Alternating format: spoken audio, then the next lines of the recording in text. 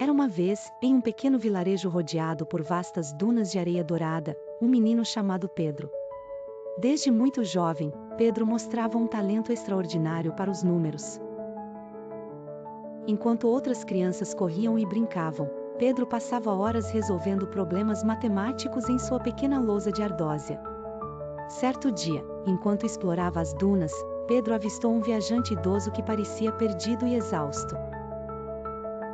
O homem, com roupas rasgadas e um semblante cansado, pediu ajuda ao menino. Pedro, sempre generoso e atento, ofereceu água fresca de seu cantil e guiou o viajante até sua casa. O idoso, grato pela bondade de Pedro, revelou ser um mercador muito rico que enfrentava um grande dilema. Ele precisava dividir sua herança, composta por 17 camelôs, entre seus 3 filhos. Mas a divisão precisava seguir uma regra especial. O mais velho deveria receber metade dos camelôs, o segundo filho, 1/3, e o mais jovem, 1/9. O mercador prometeu a Pedro uma recompensa generosa se ele conseguisse resolver o problema. Pedro, confiante em suas habilidades matemáticas, aceitou o desafio. Ele refletiu por alguns minutos e teve uma ideia brilhante. Foi até o vizinho e pediu emprestado um camelo, aumentando o total para 18 camelôs.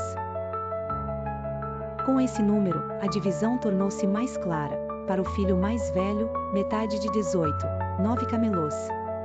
Para o segundo filho, 1/3 de 18, 6 camelôs. Para o filho mais novo, 1/9 de 18, 2 camelôs. Após a distribuição, surpreendentemente, sobrava exatamente um camelo, que Pedro devolveu ao vizinho. Encantado com a inteligência e rapidez de Pedro, o mercador não só cumpriu sua promessa de recompensá-lo com riquezas, mas também anunciou ao vilarejo a genialidade do menino.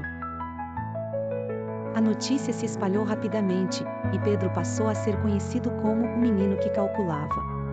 Ele se tornou uma figura respeitada e admirada, com pessoas de lugares distantes vindo para ouvir suas histórias e aprender com sua sabedoria. Pedro, agora com recursos e fama, utilizou suas riquezas para construir uma escola no vilarejo, onde ensinava matemática e outras matérias para todas as crianças, garantindo que cada uma delas tivesse a oportunidade de descobrir seus próprios talentos e paixões.